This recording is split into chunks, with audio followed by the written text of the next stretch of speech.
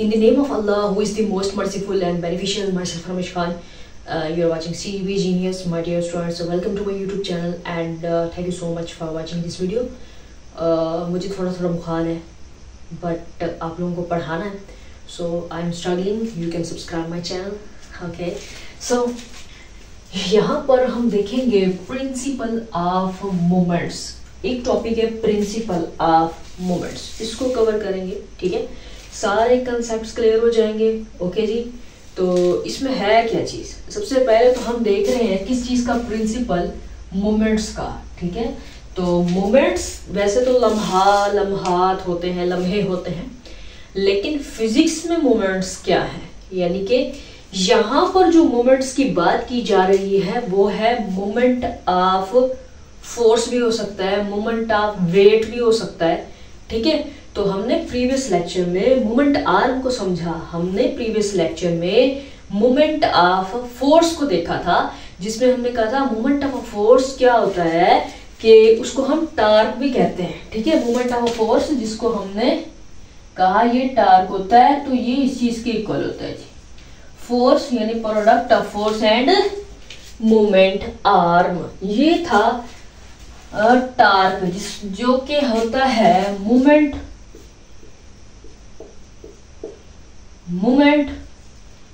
Of a force. ठीक है जी.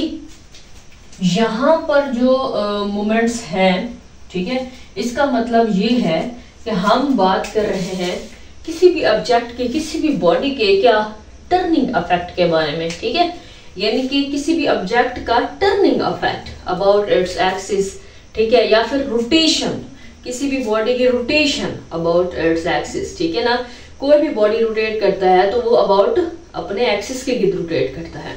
ठीक है, तो वही टर्निंग इफेक्ट भी वही चीज है, और रोटेशन भी वही चीज है, और मूवमेंट्स भी वही चीज है.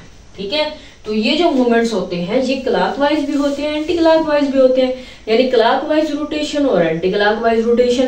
क्लॉकवाइज रोटेशन का क्या मतलब होता है, घड़ी इस तरह से होती है ना, 12 1 2 ये तरह से ना, ऐसे इस तरह से चलती है ना घड़ी, सुई 1 से लेकर 2 3 4 5. ठीक है, तो ये हो गया क्लॉकवाइज रोटेशन. एंटी क्लॉकवाइज होती है इस तरह से. ठीक है, और हमने ये देखा था कि टार्क पॉजिटिव तब होता है जब एंटी क्लॉकवाइज मूवमेंट्स होती हैं. ठीक है ना, हाँ जी. और नेगेटिव तब होता है टार्क जब क्लॉकवाइज मूवमेंट्स होती हैं. और प्रिंसिपल ऑफ मूवमेंट्स यही कहता है, क्या कहता है, ये कहता है total clockwise movements. Total clockwise movements अगर इज इक्वल टू हो जाए total anti clockwise movements. Okay, so principle of movements ये कह रहा है कि clockwise movements is equal to हो जाए एंटी क्लॉकवाइज मूवमेंट्स. मतलब ऐसी जगह जहां पर दोनों जो है रोटेशंस चल रही हो, यानी एक तरफ क्लॉकवाइज हो, दूसरी तरफ जो है वो एंटी क्लॉकवाइज हो, तो दोनों क्या हो जाएंगी, वो दोनों इज इक्वल टू हो जाएंगी. तो वो बॉडी क्या हो जाएगी, फिर वो बॉडी स्टिल रोटेटिंग, वो बॉडी रोटेट कर रही होगी. यानी कि पहले वो बॉडी रोटेट कर रही थी, क्लॉकवाइज भी रोटेट कर रही थी और एंटी क्लॉकवाइज भी रोटेट कर रही थी. तो हमने क्या दिया, ये जो दोनों क्लॉकवाइज मूवमेंट्स हैं और एंटी क्लॉकवाइज मूवमेंट्स हैं, दोनों इक्वल हो गई हैं, यानी फिर बॉडी बैलेंस हो जाएगी. बॉडी क्या हो जाएगी, बैलेंस हो जाएगी. ठीक है, तो सबसे पहले हम किसी एक्टिविटी को देख लेते हैं. ठीक है, उसके बाद इसकी जो स्टेटमेंट है उसके ऊपर हम आएंगे. ठीक है, अब एक्टिविटी ये है कि यहाँ पर लेट्स सपोज के कोई भी स्पोर्ट मैंने ले ली है, इसको हम कहते हैं पिवट या वेज. ठीक है, अच्छा, इसके ऊपर मैं रख रही हूँ स्केल. कौन सा, मीटर रोल. ठीक है, वो जो लकड़ी का होता है जिसमें 12 इंचेस होती हैं. ठीक है, उसको मैं यहाँ पर प्लेस करती हूँ.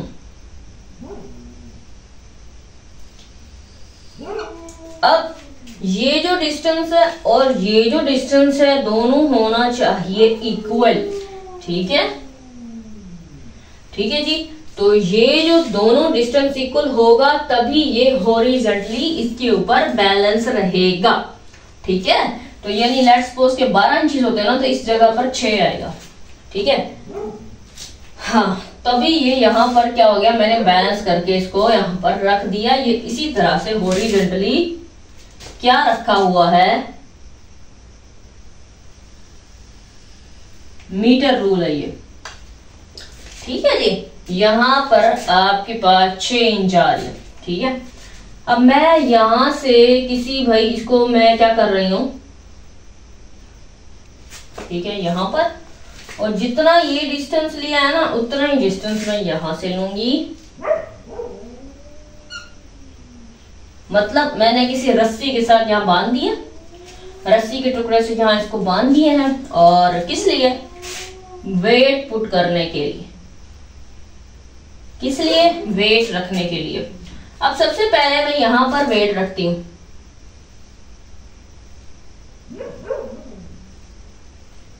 इसे कहती हूं W1। ठीक है, अब देखो ये जैसे ही मैंने इसके ऊपर वेट रखा तो ये जो हॉरिजॉन्टल पड़ा हुआ है इस तरह से, तो ये इस तरह से वर्टिकल आना शुरू हो जाएगा, इसकी रोटेशन इस तरह से होने लग जाएगी। तो ये क्या हो गई,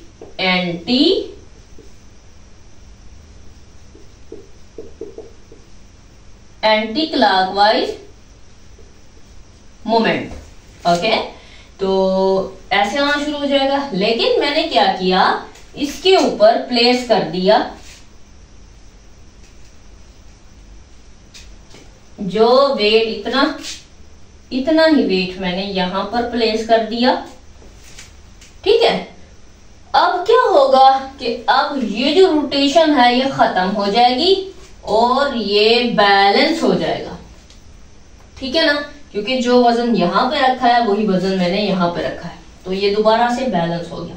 फिर मैंने यहां पे और पुट किया वेट।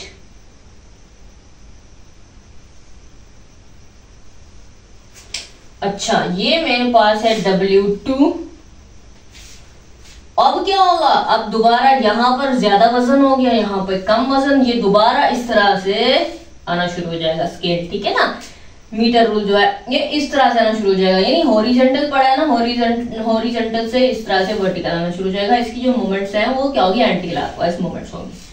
ठीक है ना, तो मैं क्या कर देती हूं, यहां पर इजाफा कर देती हूं।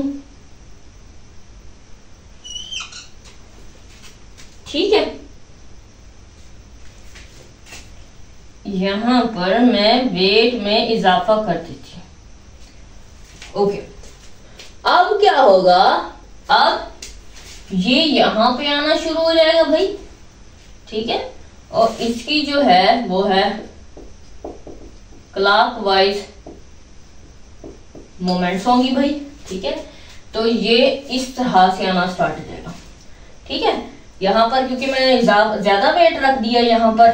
ठीक है, तो यहां दोनों तरफ में इस तरह से वेट रखा हुआ है कि ये मूवमेंट्स भी हो रही है लेकिन वो इक्वल हो रही है। ठीक है, दोनों तरफ से वेट को इस तरह से रखा गया कि इस तरह क्लॉकवाइज मूवमेंट्स भी हो रही हैं। ठीक है, ये जो क्लॉकवाइज मूवमेंट्स हो रही हैं ड्यू टू W3, और ये जो एंटी क्लॉकवाइज मूवमेंट्स हो रही हैं due to W1 and W2। ठीक है, ये दोनों इक्वल्स हो जाती हैं, जिसकी वजह से ये मीटर रूल इसी तरह से हॉरिजॉन्टली बैलेंस रहता है। ठीक है, अब मैं यहां से जरा इसकी मोमेंट आर्म देखती हूं। ठीक है, तो अब मोमेंट आर्म का जो सीन है, यहां से लेंगे, यहां से यहां इस पॉइंट तक। ठीक है, ये जी, तो ये हो गया L1, ठीक है। इस वेट का यहां से लेकर यहां तक मोमेंट मोमेंट आर्म जो है वो L1 है। अब यहां से इसका क्या होगा, यहां से यहां तक L2। अब यहां से यहां तक L3, ठीक है। तो आप देख सकते हो मोमेंट आर्म इस तरह से है और ये वेट है, ये दरमियान, इसको आप CG बोलोगे, सेंटर ऑफ ग्रेविटी, ठीक है ना। हाँ जी। तो अब हम बात करेंगे प्रिंसिपल मोमेंट्स पढ़ रहे हैं, जिसमें हमने बताया है total clockwise moments is equal to total anti clockwise moments के। और जहां पर मोमेंट ऑफ वेट की बात हम करेंगे, मोमेंट ऑफ वेट की, क्योंकि यहाँ पर जो मोमेंट आर्म है और साथ में यहाँ वेट है, ठीक है ना। क्या है ये, वैसे W F is equal to W होता है ना, ठीक है। तो यहाँ पर जो हमारे पास बनेगी भाई मोमेंट, ठीक है, मोमेंट ऑफ वेट्स, ठीक है, मोमेंट ऑफ वेट्स बनेंगे। मोमेंट ऑफ वेट्स जो है, अब देखो ना, अब क्या होगी मोमेंट ऑफ वेट्स, यानी कि ये W1 आएगा। यहां पर हमने जो है वो F लिया था, यहां हम W1 लेंगे, प्लस L1 ये है जी, W2 L2 ये है जी, ये क्या आएंगे भी मोमेंट ऑफ वेट्स, ठीक है ना। ये होगा और W3 मल्टीप्लाई L3 ये होगा, ठीक है। तो इस तरह से टोटल क्लॉकवाइज मोमेंट्स की बात करेंगे, ठीक है, क्लॉकवाइज। तो क्लॉकवाइज इस तरह से जा रही है, तो वो जो क्लॉकवाइज है ना, ठीक है, वो इस तरह से जो मूवमेंट हो रही है जो क्लॉकवाइज, वो इस वेट की वजह से। तो यहाँ पर हम लिखेंगे टोटल क्लॉकवाइज में ये हो जाएगा हमारे पास W3 L3 is equal to, अब ये है total anti clockwise moment.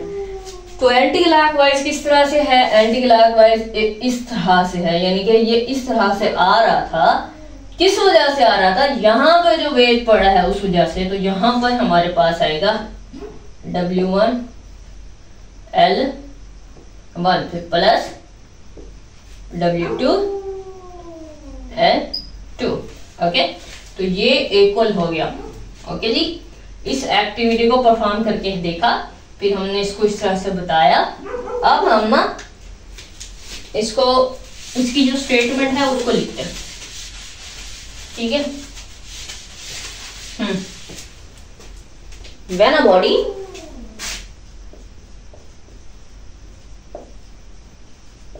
body is in balanced condition या position,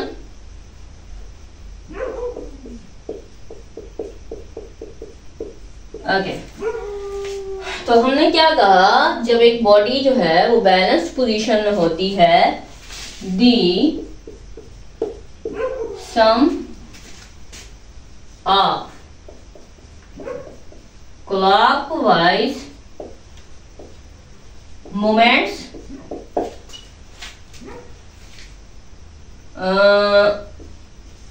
of body at any point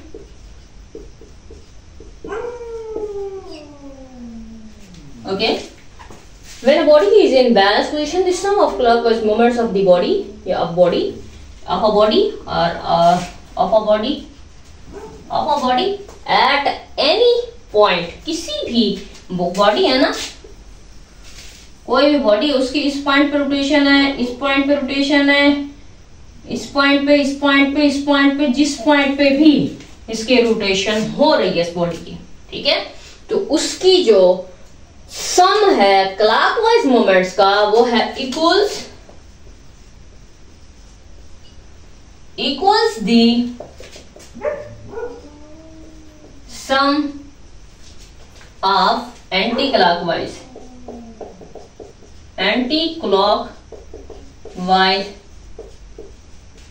moments at that point,